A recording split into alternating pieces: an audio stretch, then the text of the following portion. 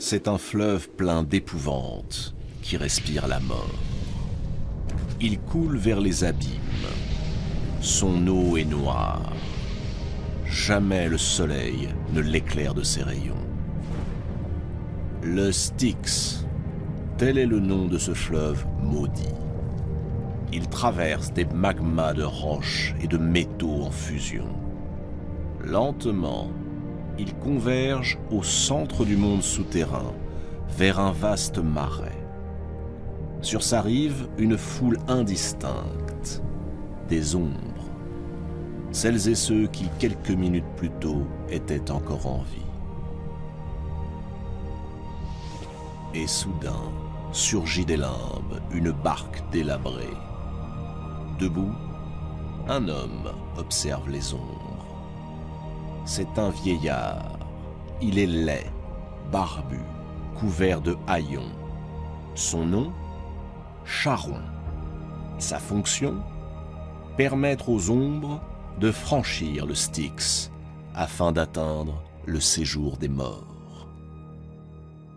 Mais Charon pose une condition à chacune de ces ombres. Elles doivent s'acquitter de leur passage par une obole. Les proches des défunts qui savent cette exigence ont enterré leurs morts avec une pièce de monnaie sous la langue. Elle sert à payer l'odieux Charon. Ceux qui ne peuvent pas payer sont voués à attendre éternellement sur la rive.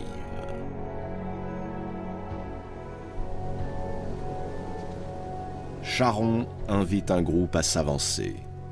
Il vérifie que le compte y est. Il installe les ombres dans sa barque et leur ordonne de ramer. Lui se contente de tenir la barre. L'embarcation fend lentement les eaux marécageuses. Des bruits lugubres traversent la pénombre. On entend le fracas des chaînes et des plaintes et des sanglots. On devine au loin les sinistres plaines où les âmes des héros errent sans but parmi la foule des morts. Leur seul plaisir est dans les libations de sang que leur offrent les vivants. Lorsqu'ils boivent, ils se sentent presque redevenir des hommes. La barque vient d'accoster. Charon abandonne ses passagers à leur sort et repart. Soudain, une créature apparaît devant les ombres. Un chien à 3 têtes, immense. Ses yeux sont des braises. Son pelage ressemble à une armée de lances. Cerbère, le terrible Cerbère, est chargé de surveiller la porte des enfers. Il lance des aboiements qui remplissent les morts d'une vaine terreur.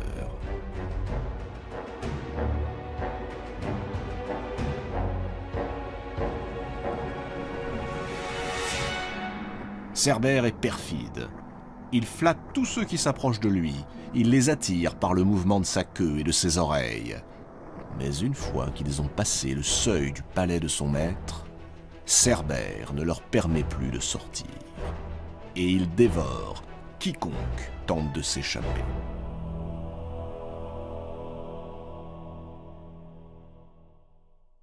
C'est sur ce monde dont on ne peut s'évader que règne le seigneur de la mort, Hadès. Hadès, fils de Rhéa et de Cronos, frère de Zeus. Hadès, le dieu qu'on ne nomme pas. La crainte qu'il éveille est si grande que l'on préfère taire son nom et ne l'évoquer qu'à travers toutes sortes de sobriquets. L'hospitalier, le renommé, le bon conseiller, ou encore le Zeus souterrain. Ce royaume des morts, Hadès ne l'a pas souhaité, pas un seul instant. Il lui fut dévolu après que Zeus se soit emparé du pouvoir et qu'il ait décidé de partager l'univers avec ses frères. Zeus, à tout seigneur, tout honneur, s'attribua le monde des hommes et le monde céleste. Poséidon reçut le monde marin. Et c'est à lui, Hadès, que fut confié le monde souterrain. cette demeure, même les dieux l'ont en horreur. Comme tout roi qui se respecte, Hadès tient dans sa main un sceptre, avec lequel il gouverne sans pitié les âmes des défunts. Ici, dans les entrailles de l'enfer, entouré de divinités grimaçantes, ses servantes, ses messagères, Hadès édicte ses lois au peuple des ombres. Des lois aussi simples qu'implacables. Une fois les ombres jugées, elles sont dirigées vers l'une des 3 routes qui serpentent à travers les souterrains. La première mène au champ d'Asphodèle, là où réside la grande majorité des âmes imparfaites, ni bonnes ni mauvaises, pas le reflet des vivants. La deuxième route descend jusqu'au Tartare, le lieu le plus profond du gouffre souterrain. C'est là que se trouvent les pires criminels, les titans et les géants, les hécatonchires, tous ceux, mortels ou dieux, qui osèrent défier Zeus.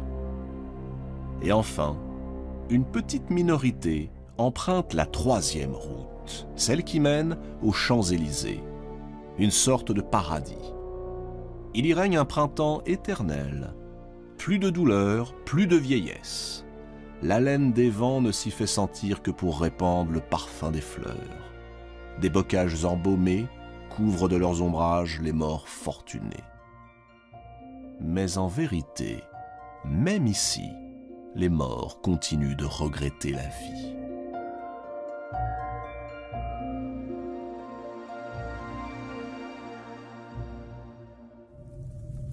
Hadès est un dieu riche. Il est entouré de pierres précieuses et de métaux rares, or, diamants, rubis, mais il ne possède rien à la surface de la terre. Là-haut, les mortels ne lui édifient aucun temple, ne lui consacrent aucun autel, et le culte qu'ils lui rendent parfois ne se déroule que la nuit. Ce sont des cérémonies sans joie, sinistres, au cours desquelles on sacrifie des animaux en nombre pair, toujours de couleur noire, et la tête tournée vers le bas.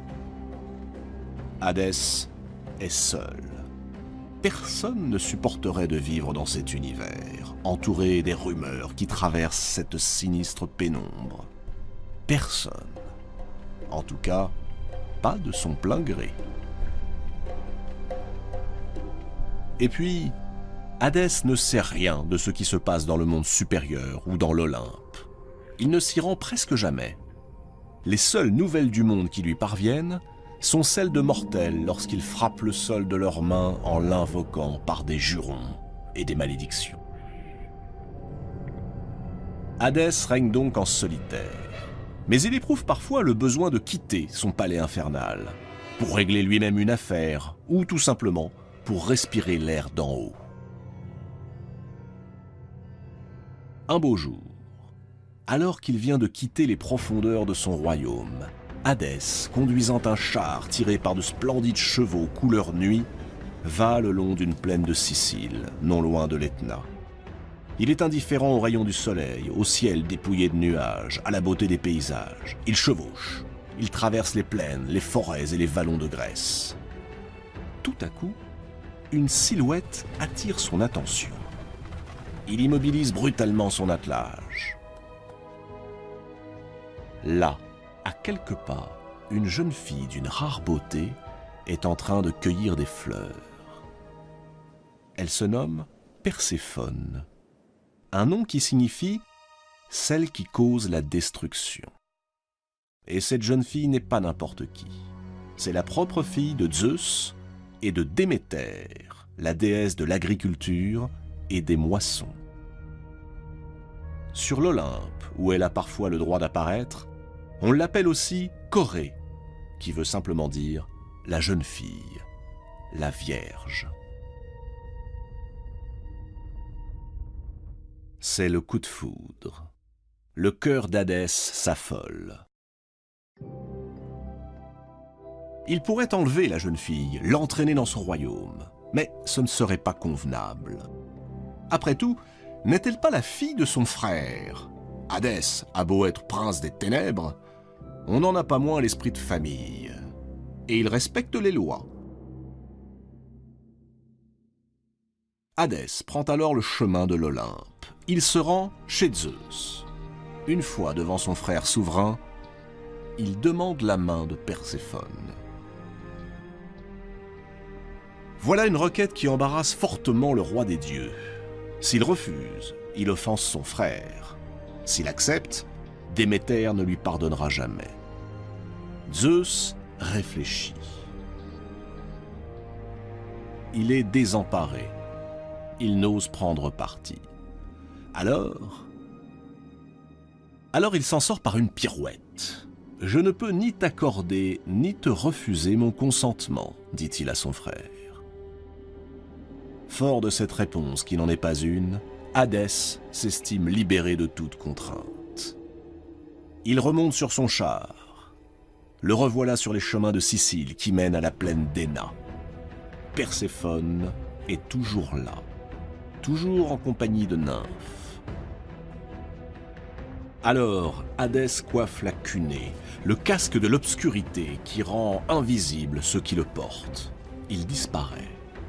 Quelques instants plus tard, tandis que Perséphone se penche pour cueillir une fleur, la terre s'ouvre brutalement sous ses pieds. Tiré par ses chevaux couleur nuit, le char du roi des ombres surgit du trou béant. Sans lâcher bride, Hadès saisit Perséphone par la taille, la soulève et l'entraîne dans le gouffre des morts et de la nuit.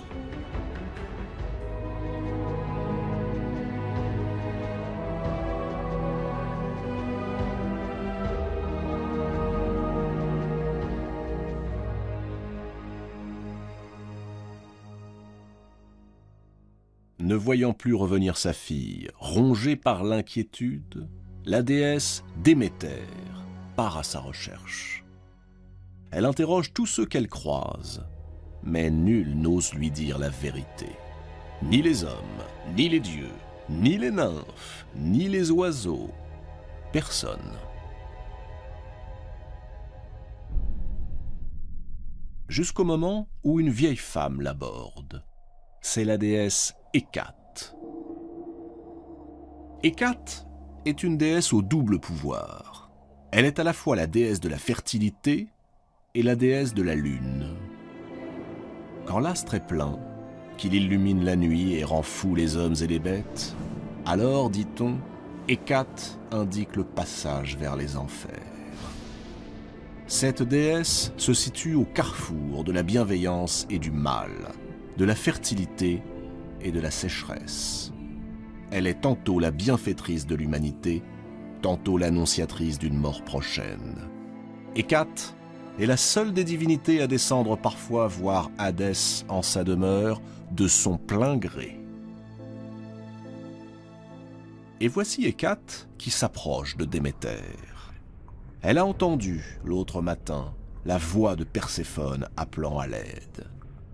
Mais quand elle est arrivée, il n'y avait plus personne. Déméter, sans prendre de repos, pendant 9 jours et 9 nuits, poursuit ses recherches. Elle va par les bois et les forêts, sonde les lacs et les montagnes, les plaines et les collines. En vain. Finalement, alors que tout espoir semble perdu, Hécate l'emmène voir Hélios, le dieu du soleil, celui qui voit tout.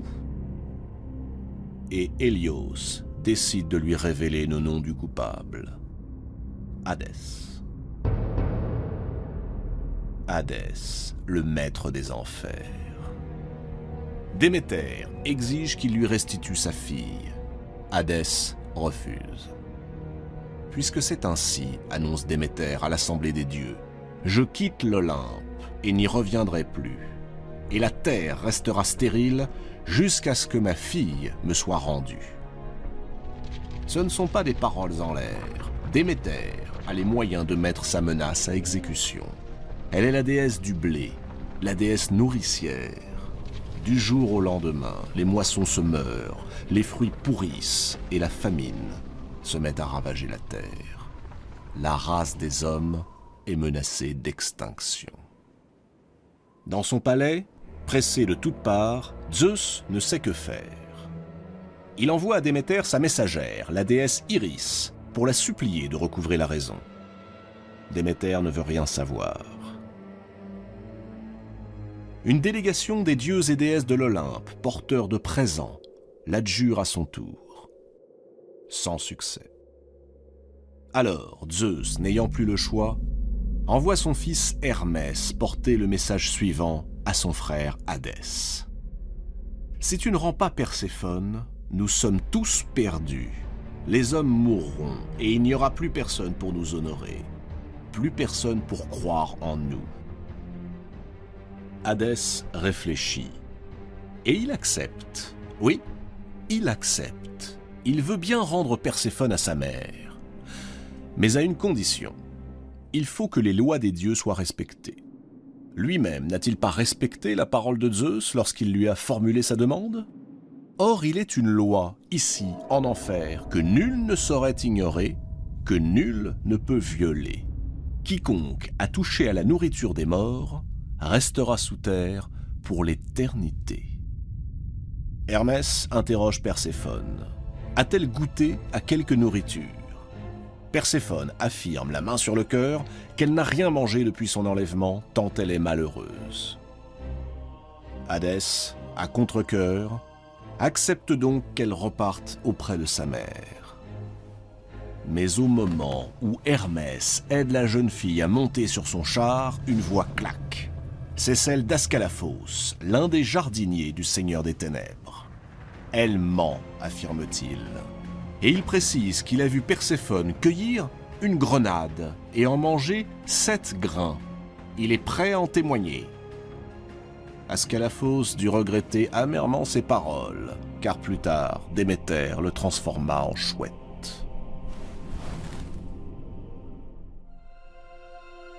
Pour l'heure, en tout cas, cette révélation change tout. Si Perséphone a goûté la nourriture des enfers, alors elle doit y rester. C'est la loi, et même Zeus ne peut l'enfreindre.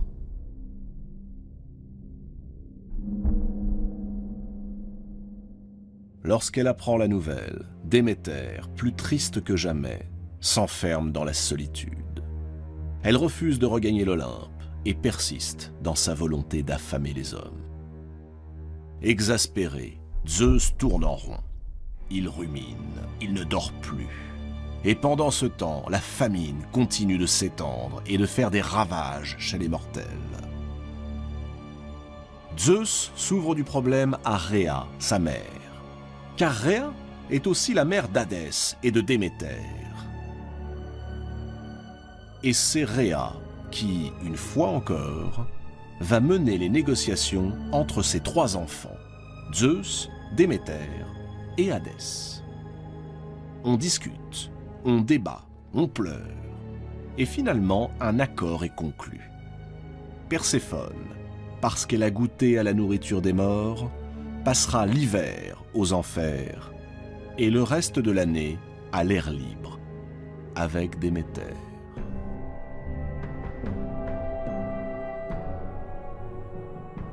Voilà pourquoi, durant les mois où la mère et la fille sont séparées, la terre se glace. Plus rien ne pousse ni ne fleurit. C'est Déméter qui, loin de sa fille, s'exile de l'Olympe et refuse de nourrir les hommes. La nature attend le retour de Perséphone. Et c'est ainsi que Perséphone, la douce jeune fille qui aimait cueillir des fleurs sous le soleil de Sicile, est devenue la reine des enfers. Contre toute attente, le couple formé par Hadès et Perséphone est heureux. Perséphone prend son rôle de reine très au sérieux, et son rôle d'épouse également.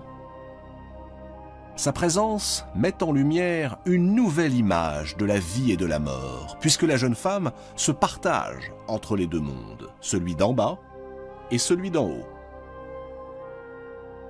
Mais ce mariage n'a pas amélioré la réputation du Seigneur des Enfers.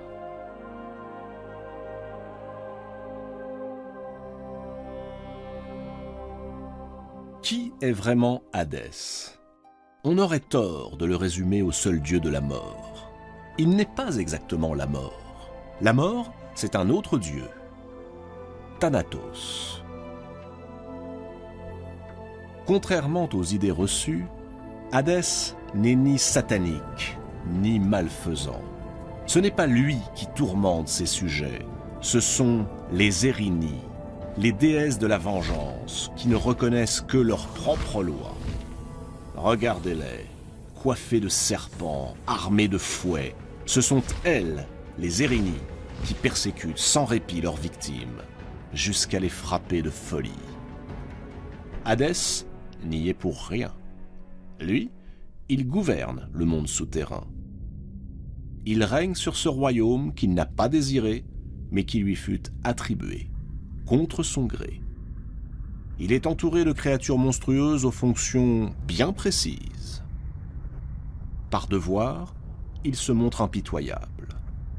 Mais il est aussi, en son cœur, sage, parfois tendre.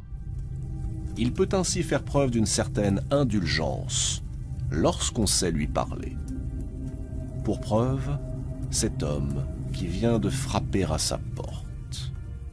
Un visiteur venu de son plein gré et avant que la mort ne le fauche. Il s'appelle Orphée. Guerrier, mais aussi poète et musicien, le plus célèbre de tous les temps. Sans armes ni violence, c'est par la grâce de sa lyre et de sa voix qu'Orphée vient de se frayer un chemin jusqu'au couple infernal. Orphée, après une vie d'aventures et d'exploits, a rencontré Eurydice, une nymphe à la grâce sans pareille.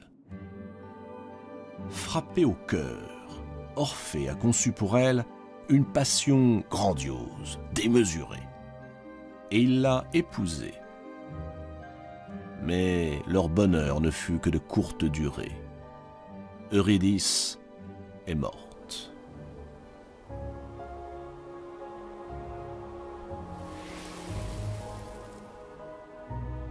Orphée, fou de douleur, ne pouvant se résoudre à la perte de sa bien-aimée, ose alors ce qu'aucun mortel avant lui n'a jamais osé, descendre aux enfers. Le voilà à présent. Il demande au couple infernal que son amour lui soit rendu. Hadès est interloqué, Perséphone l'est tout autant. On les sent prêts à châtier l'impudent. Mais Orphée les arrête d'un geste implorant. Jouant sur ce que l'on appellera désormais la corde sensible, il rappelle à Hadès les sentiments qu'il a éprouvés à l'égard de Perséphone, le rapt d'amour qu'il s'était autorisé, son désespoir et sa tristesse lorsqu'il est tenu loin de celle qu'il a faite reine des enfers auprès de lui.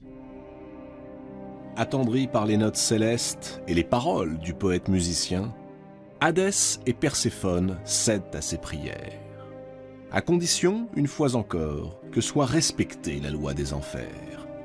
Orphée peut partir, Eurydice le suivra, et il ne devra jamais se retourner, pas avant d'avoir atteint la surface. S'il désobéit, alors il perdra Eurydice à tout jamais. Hadès et Perséphone ne pourront plus rien pour lui. C'est à lui seul qu'appartient désormais le destin d'Eurydice. Cette décision met en lumière les multiples facettes de la personnalité du maître des enfers. Il est mélomane, sensible aux complaintes amoureuses et capable de s'émouvoir devant la beauté. Mais quoi qu'il fasse, Hadès restera toujours aux yeux des mortels ce dieu craint et détesté, le maître des enfers, alors qu'en vérité, il est à la fois la vie et la mort, les deux faces d'une feuille blanche. Certains soirs, Hadès se dit peut-être avec tristesse que les mortels ont bien tort aujourd'hui de le craindre. Car la véritable mort, l'unique mort, les Grecs le savaient bien, ce n'est pas l'enfer, c'est l'oubli.